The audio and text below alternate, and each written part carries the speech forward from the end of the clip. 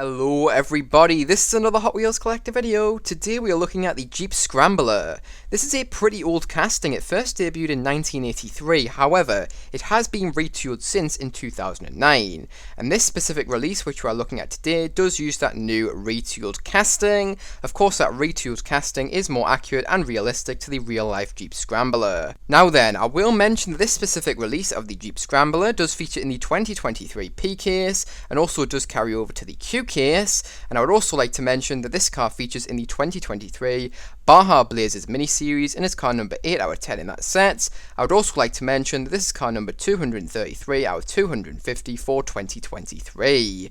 But anyways, let me tell you where I actually found this car then. So I found this car in a local Smyth's toy superstore at the price of £1.69. That's sort of the standard price here in the UK for Hot Wheels mainlines. I've actually had this car in my collection now for about 2 whole months, but I've just never had enough time to get back around to the P case cars, because literally just after P case hit our stores in the UK, Q case came out, and Q case had so many cool cars, and since it was a newer case, I thought I would do them cars first, since I knew there would be more demand for me to review and showcase those cars over the older P case cars. But anyways, let me give you some facts about the real life car. So in real life, this car was known as the Jeep Scrambler CJ8, and this model was produced between 1981 and 1986. The most powerful engine available for this model was an inline-6 AMC engine, which was 4.2 litres in displacement. This engine produced 123 horsepower and 285 Newton meters of torque, converting to 210 pound-feet of torque. This car also had a 0-60 time in 11.5 seconds, and we know that this car can go at least 75 miles per hour, which converts to 120 kilometers per hour. However, the exact top speed of this car is unclear, as it has not been tested properly. This car is also all-wheel drive, as you would expect, since this car was mainly built for off-road purposes, and this car was offered with both a manual and automatic gearbox. And when this car was new, it had a starting sticker price of $7,656. But when we take inflation into consideration, this car cost, when new, $25,900, which converts to £20,554. And nowadays, this car has an average market value of around $26,100, and that converts to £20,700. But anyways, as if for the facts about this car, so now let's move on to my showcase of the Hot Wheels model. Alright, so kicking off this showcase then, we'll first of all take a look at the side of this car, and I'll first of all mention the wheel trace on this thing. So this car is rolling on the Baja 5-spoke off-road wheels, which first debuted in 2018, and on this car they have been painted in black. I will mention that these wheels have been moulded in this sandy brown coloured plastic. That's a nice change, as most Hot Wheels models, including off-road vehicles, do feature with black plastic wheels. I'm pleased that these wheels have been moulded in brown plastic. It does give this car a more off-roader look, which is exactly what the Hot Wheels team are going for with this release, since it also does have mud splats up the side. Next up, for the actual colour of this car then, it has been painted in this metal flake silver. I do want to clarify that this colour is actually metallic and it is not just a glossy colour. Next up, onto the tamper work on the side of this thing then. There's plenty of it, so let's get straight into it. First of all, we do have 2 stripes which run all the way along the side of this car. One has been done in red and one has been done in orange. We also do have the Hot Wheels logo featuring here tampered in white, and we also do have the Jeep logo featuring on the front fender of this car, also tampered in white. We also do have this racing rectangle featuring on the side of this car being tampered in white. We then do have the Baja Blazers writing being tampered in red, and the number in this racing rectangle is not actually tampered on there. Instead, it is created by not tampering an area, and hence this number has been done in that metal flake silver, which the rest of the body of this car has been painted in. And the final thing which I do want to mention in terms of tamper work is we do have mud splats featuring along the side of this car. These mud splats have been tampered on here in pretty much the exact same colour as the base plastic of this car, as well as the plastic used to create the wheels of this car. Anyways, as if for the tamper work on the side of this thing then, so now onto the metal casting itself. There's quite a lot of detail here, so let's get straight into it. First of all, I will mention that the door handle of this car does feature moulded here. We also do have the 2 door hinges of this car featuring moulded into the metal casting here in the form of a protrusion from the rest of the body of the car. We also do have this weird indentation featuring here. Now, when I was looking at images of this car, this is not a vent or anything. It's simply just a design cue which does feature on the real life car. Really nice attention to detail there from the Hot Wheels team. And the final few things which do feature in the metal casting then, first of all, I'll mention that you can see the side marker light of this car featuring moulded into this casting. And we also do have the hood latches of this car featuring in the metal casting as well. Both of these feature in the form of a protrusion from the rest of the body of the car. I would like to mention that unfortunately this casting does not have any wing mirrors, and I would also like to mention that the side windows of this car are wound down, except from the front quarter windows, which do feature on this car and of course are wound up because these windows don't roll down on the real life car. The windows on this car are not tinted at all, they are completely see-through. I would also like to mention that this car is left-hand drive and the interior plastic of this car is dark red. And whilst we're here, I will mention that the side skirt of this car is created through the metal body of this car. It is not created through the base plastic. Although it does look like it, the reason why it looks like it is because this portion has been tampered with mud splats up it. But anyways, that is it for the side of this car, so now let's move straight onto the front of this thing. Alright, so taking a look at the front of this car then, there's no tamper work here, but there's still plenty of detail in the form of metal casting and also plastic usage. So let's get straight into it. First of all, we do have the two headlights of this car featuring moulded into the metal casting here. We also do have the turn signal lights of this car also featuring moulded into this casting.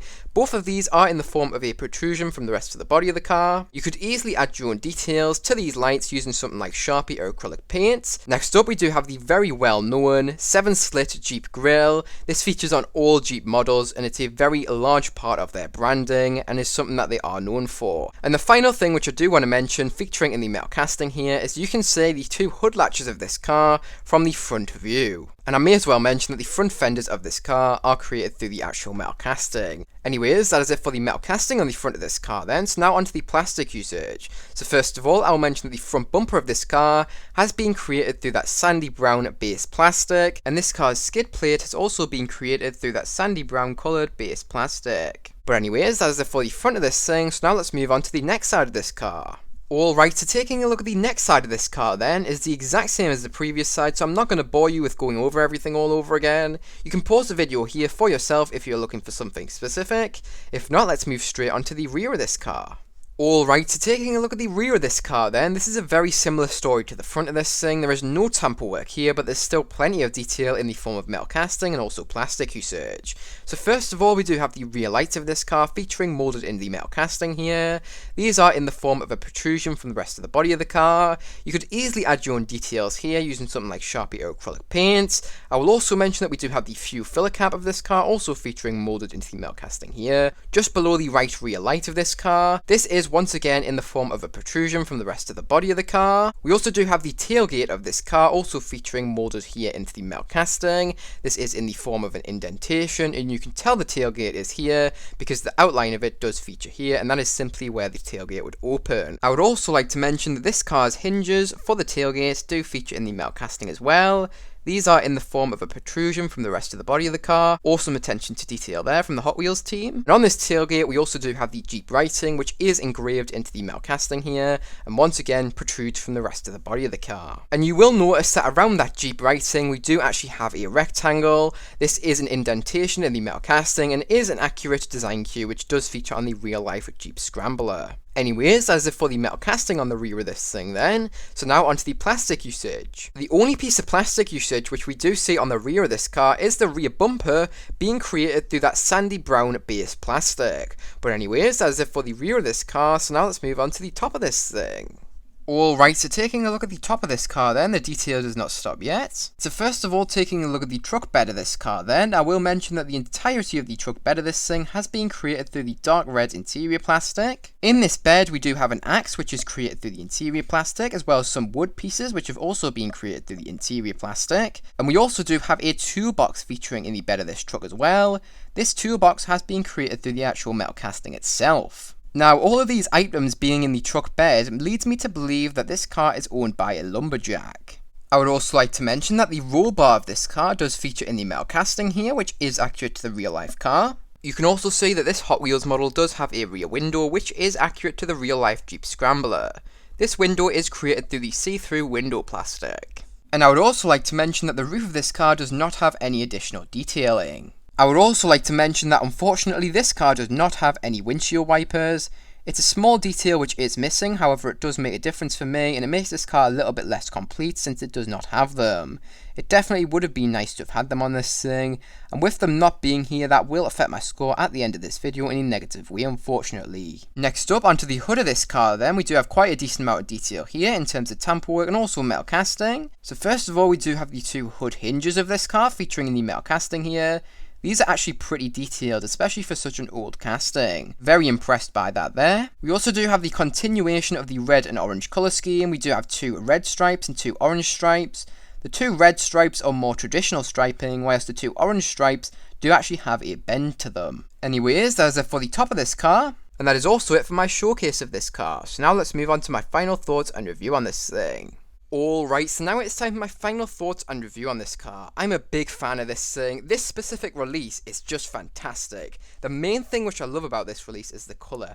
This grey is fantastic. I can't remember the last time we saw this grey on another Hot Wheels model, but I really do hope that in the future, the Hot Wheels team decide to put this colour on more cars, because there's just so many cars which I think would look good with this colour on it. I'm also a big fan of the tamper work on this thing. Definitely gives the car a more off-road racer vibe, which is exactly what the Hot Wheels team are going for with this release. I'm pleased that they chose to go with the off-road livery rather than the front and rear tampo, as with only front and rear tampo it would look more factory fresh, whereas with this look it looks a little bit more, I suppose, modified and also cool, which is a little bit more in line with the Hot Wheels brand and what they produce. I'm also quite a big fan of the wheel choice on this thing. I really don't think the beadlock wheels, which is another off-road wheel choice which the Hot Wheels team often use, would have looked as good on this car, and I'm also pleased that they used sandy brown plastic to create these wheels. I think black wheels on this car would have looked nice, but would they have looked as cool? Not in my opinion. However, I do have a few things which I'm not keen on about this casting. First of all, it does not have wing mirrors,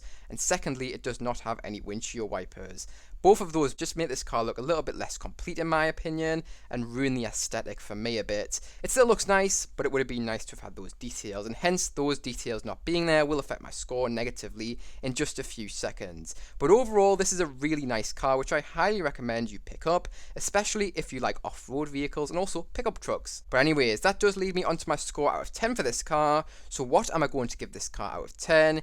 It is going to be receiving a totally deserved 9 out of 10. If this car had wing mirrors and also had windshield wipers, I would not be able to complain one bit about this release. I love everything about it. Of course, we all would have loved additional tamper work to the front and rear of this car, but this is a mainline, so we do have to accept that, yeah, some of the details will be missing. But you could easily add your own details to this car, so it's not a huge deal. And if this type of stuff does bother you when the car doesn't have detailed front and rear lights, I would highly recommend that you pick up some Sharpies or acrylic paint, because lots of Hot Wheels cars, in the main line at least, don't have the full tampo detailing, unfortunately. That is because of the price point they're at. But anyways, that is it for this video. So if you guys did enjoy, make sure you like. If you're new to the channel, subscribe, and you can also press that notification bell so you do not miss any new uploads. Remember, you can also share this video with any friends, family, or any groups who may be interested. But remember, don't feel pressure to. If you don't feel like you have anybody who may be interested, you watching this video all the way to the end means so much to me, and I really do thank you for making it all the way up until this point. But anyways, that is it for this video. So I hope you guys did enjoy, and I really do hope to see you guys in the next one. Bye bye, everyone.